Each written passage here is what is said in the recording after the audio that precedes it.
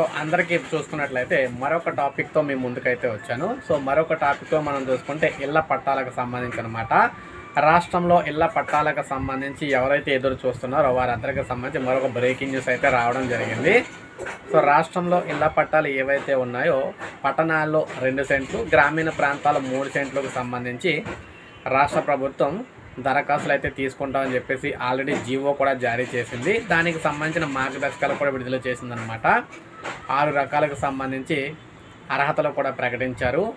అందులో భాగంగా మనం చూసుకున్నట్లయితే 1 రేషన్ కార్డు అయితే ఉండాలని, 2 వారికి 4 వీలర్ వెహికల్ అయితే ఉండకూడదని, అదేవిధంగా మనం చూసుకుంటే వారు ఏ కుటుంబంలో అయితే ఉంటున్నారో వారి ఫ్యామిలీకి సంబంధించి వారికి కరెంటు బిల్లు అనేది 300 యూనిట్లు అనేది నెలకు దాటకుండా ఉండాలని, దాంతోపాటు వారు ఆదాయ పన్ను చెల్లించి ఉండకూడదని, అదేవిధంగా పట్టణ ప్రాంతాల్లో వారికి ఎటువంటి ఆస్తులు ఉన్నా కూడా, అంటే వేరైన ఆస్తులు ఉన్నా కూడా ఈ ఇళ్ళ పట్టాలకు అయితే అర్హులు కారని చెప్పేసి, దాంతోపాటు భూమికి సంబంధించి మనకి భూమి అనేది పల్లం భూమి 2.5 ఎకరాలు, మాగా అనేది ఏదైతే మనకి మెట్ట భూమి ఉందో 5 ఎకరాలు మించి ఉన్నట్లయితే వారికి ఇళ్ల స్థలాలకు అయితే అర్హులు కాదని చెప్పేసి ప్రభుత్వం అయితే చెప్పడం జరిగింది. సో ఇలా ఇళ్ల స్థలాలకు సంబంధించి కొన్ని రూల్స్ అయితే ప్రకటించారు, అందరికీ తెలిసిందే. దానికి సంబంధించిన జీవో కూడా విడుదల అవ్వడం అయితే జరిగింది. జీవో కూడా విడుదల చేయడంతో ఇక ఇళ్ల పట్టాలకు సంబంధించి దరఖాస్తులు అయితే చేసుకోవచ్చు అని చెప్పేసి అందరూ అయితే అనుకున్నారన్నమాట. కాకపోతే గ్రామ వార్డు సచివాలయాల ద్వారా ఇళ్ల పట్టాలకు సంబంధించి దరఖాస్తు చేసుకోవడానికి అవకాశం అయితే ఇస్తారని చెప్పేసి అందరూ భావించారు. కానీ అలాగైతే ఇవ్వలేదన్నమాట. అలా ఇవ్వకుండా మనకి ఏదైతే ఎక్కడైనా ప్రభుత్వం తరపున మీటింగులు అయితే జరిగితే ఆ మీటింగులు జరిగినప్పుడు ఇళ్ల స్థలాలు కావాలని చెప్పేసి కొంతమంది అయితే వినతి పత్రాలు అయితే ఇస్తూ ఉన్నారనమాట. అలా వినతి పత్రాలు ఇచ్చినప్పుడు ఆ వినతి పత్రాలను అయితే ప్రభుత్వం తీసుకోవడం అయితే జరుగుతుంది. తీసుకొని వాటినే ఇళ్ల పట్టాలకు సంబంధించి వచ్చిన దరఖాస్తుల కింద అయితే వారు భావిస్తూ ఉన్నారనమాట.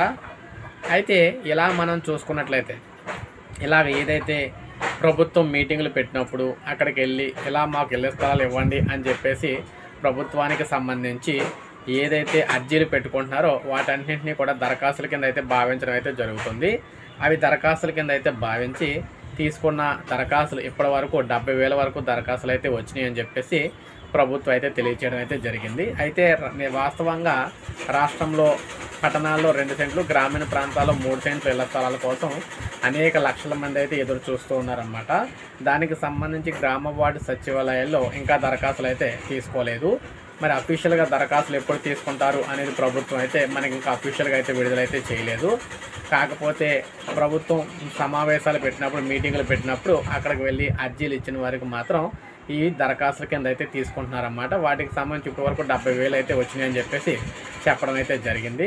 ఈ నేపథ్యంలో మరి కొత్తగా దరఖాస్తులు అంటే ఇళ్ల స్థలాల కోసం ఎదురు చూసుకునే వారికి ప్రభుత్వం నుంచి అధికారికంగా దరఖాస్తులు తీసుకోవడానికి అయితే అవకాశం లేదు. కానీ ఖచ్చితంగా రాష్ట్ర ప్రభుత్వం మాత్రం సమావేశాలు, మీటింగులు పెట్టినప్పుడు అక్కడికి వెళ్ళి అర్జీలు ఇస్తుంటే ఖచ్చితంగా తీసుకుంటున్నారన్నమాట. ఈ అర్జీల్ని వారు దరఖాస్తుల కింద భావిస్తూ ఉన్నారు. ఇప్పుడు ఈ వీడియో మీకు చేయడానికి గల కారణం ఏంటంటే, మీరు ప్రభుత్వం గ్రామ వార్డు సచివాలయాల ద్వారా ఇళ్ల స్థలాలకు సంబంధించి దరఖాస్తులు తీసుకుంటుందని, అలా దరఖాస్తులు తీసుకున్నప్పుడే ఇంటి పట్టాలకు సంబంధించి అప్లై చేసుకోవడానికి అవకాశం ఉంటుందని చాలామంది అయితే అనుకుంటున్నారు. కానీ రాష్ట్ర ప్రభుత్వం ఎక్కడైనా మీటింగ్ అయితే పెట్టిందంటే అక్కడికి వెళ్ళి మీరు ఆ మీటింగ్లో మీరు నాయకులకు సంబంధించి ఇళ్ల పట్టాలకు సంబంధించి కావాలని చెప్పేసి మీరు ఏదైతే వినతులు అయితే ఇస్తారో వాటిని కూడా ఇళ్ల పట్టాలకు సంబంధించి దరఖాస్తులుగానే భావించడం అయితే జరుగుతుంది. అందుకోసమే మనం ఈరోజు ఈ వీడియో అయితే చేసుకుంటున్నాం అనమాట.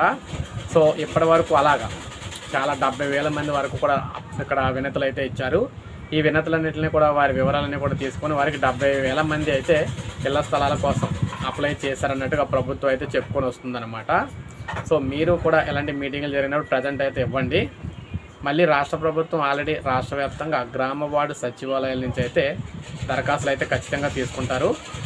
తీసుకొని అప్పుడు అందరికీ కూడా ఇవ్వడం అయితే జరుగుతుంది. కానీ ముందుగా అయితే ఎవరైతే ఇస్తున్నారో వారందరికీ కూడా ముందుగా ప్రభుత్వం అయితే ఇచ్చే అవకాశాలు అయితే పుష్కలంగా ఉన్నాయన్నమాట. ఎవరైతే వెనకాల అవుతారో అది ఎప్పుడు వెనకాలే ఉంటారు. ముందు వెళ్ళిన వారికి అవకాశాలు ఎక్కువగా ఉంటాయి. అందువల్ల ముందు చాలామంది మీటింగులు జరుగుతున్నప్పుడు అక్కడికైతే మీటింగులకు వెళ్ళి ఇలా అర్జీలు అయితే పెట్టుకుంటున్నారనమాట. అలా పెట్టుకున్నప్పుడు వారికి అవకాశం ప్రాధాన్యత అయితే ఉంటుంది. ఉదాహరణకు ఒక ఊరు లేఅవుట్లో 10 స్థలాలే ఉన్నప్పుడు అక్కడ 20 మంది పెట్టినప్పుడు ముందుగా ఎవరైతే పెడతారో వారికి అవకాశం అయితే ఇస్తారు కదా, మిగిలిన వారికి అయితే తర్వాత ఇస్తామని చెప్తారు. సో అందువల్ల ఏంటంటే ఇళ్ల స్థలాలకు సంబంధించి ముందుగా మీరు చేయవలసింది ఏంటంటే ఫస్ట్ గ్రామ వార్డు సచివాలయాలు తీసుకోవడానికి ఇంకా టైం అయితే పడుతుంది. ఈ నేపథ్యంలో ప్రతి ఒక్కరు కూడా మీ నాయకులు ఎవరైతే ఉంటారో పార్టీ ఆఫీస్కి అయితే వెళ్ళొచ్చు.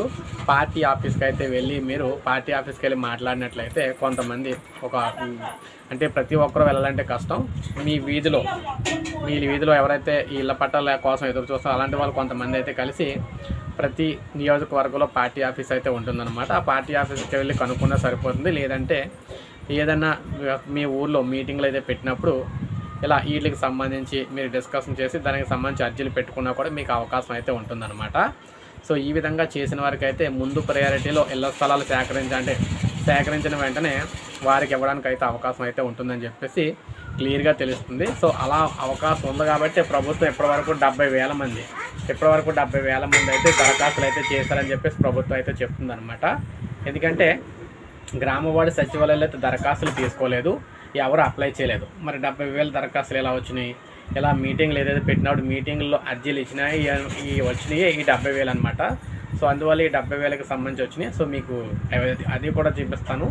సో ప్రభుత్వం క్లారిటీగా అయితే ప్రకటించింది 70,000 దరఖాస్తులు అయితే వచ్చినాయి అని, అవి కూడా మీకు అయితే చూపిస్తాను. సో వాటికి సంబంధించి కూడా మనం చూద్దాం. ఇప్పుడు అఫీషియల్గా వచ్చినాయి, ప్రభుత్వం అయితే ఎంతమంది దరఖాస్తు చేశారని చెప్పేసి చెప్పడం అయితే జరిగిందనమాట. సో ఫైనల్గా నేను ఈ వీడియో కాల్ చేయడానికి గల ముఖ్య కారణం ఏంటంటే ఇళ్ల స్థలాల కోసం ఎదురు చూసేవారు ఖచ్చితంగా సచివాలయాల్లో తీసుకున్నప్పుడే దరఖాస్తు చేసుకుందాం అని చెప్పేసి ఆగిపోవద్దు. మీ ఊళ్ళో ఏదైనా సమావేశాలు జరిగినప్పుడు ప్రభుత్వానికి సంబంధించి అక్కడ మీరైతే అర్జీలు అయితే పెట్టాలన్నమాట. మాకు ఎలా ఇల్లు స్థలం అయితే లేదు, ఇల్లు స్థలం ఇప్పించండి అని చెప్పేసి మీరు ఖచ్చితంగా అర్జీ అయితే పెట్టాలి. అర్జీ పెడితే అది ప్రభుత్వం దృష్టికి అయితే వెళ్తుందన్నమాట. సో ఇప్పుడైతే చూద్దాం మరి ప్రభుత్వం దరఖాస్తు చేసిన వారి వివరాలు అయితే మనకి ఇక్కడ అప్డేట్ అయితే రావడం జరిగింది. అది కూడా ఇప్పుడైతే చూద్దాం మనం. దానికి సంబంధించి కూడా చూసుకున్నట్లయితే ఇంటి స్థలాల కోసం 72,000 దరఖాస్తులు, దారిద్ర్య రేఖకు దిగువన ఉన్న పేదల నుంచి నివాస స్థలాల కోసం ఇప్పటి వరకు ప్రభుత్వానికి 71,000 దరఖాస్తులు అయితే అందాయి. అర్హులైన వారికి పట్టణాల్లో 2, గ్రామాల్లో 3 సెంట్లు చొప్పున స్థలాలు అయితే ఇవ్వనుందని చెప్పేసి చెప్తున్నారు. సో ప్రభుత్వం అయితే ఇవ్వనుందనమాట. ఇప్పటివరకు 72,000 దరఖాస్తులు అయితే వచ్చినాయి, మనం చెప్పుకున్నాం కదా. సో ప్రత్యేకంగా దరఖాస్తులు అయితే సచివాలయాల్లో తీసుకోవట్లేదు, మీటింగ్లు జరిగినప్పుడు అయితే తీసుకుంటున్నారని చెప్పాం కదా, అందులో భాగంగా తీసుకుంటున్నారన్నమాట. సో చూసారు కదా, పట్టణాల్లో 2 సెంట్లు, గ్రామీణ ప్రాంతాల్లో 3 సెంట్లు ప్రభుత్వం అయితే ఇవ్వబోతుందని చెప్పేసి. సో ఇది అఫీషియల్ అప్డేట్. ఒక లైక్ చేయండి, సబ్స్క్రైబ్ చేసుకోకపోతే మన ఛానల్ సబ్స్క్రైబ్ చేసుకొని ఫాలో అవుతానండి. ఎందుకంటే ఇలా మనకి అతి ముఖ్యమైన అప్డేట్స్ అన్నీ కూడా మన ఛానల్ ద్వారా మీకు ఎక్కడా కూడా మిస్ అవ్వకుండా ఎప్పటికప్పుడు అయితే నేనైతే అందిస్తూ ఉంటాను అన్నమాట, ప్రతి అప్డేట్ కూడా. అందువల్లే మన ఛానల్ సబ్స్క్రైబ్ చేసుకోండి.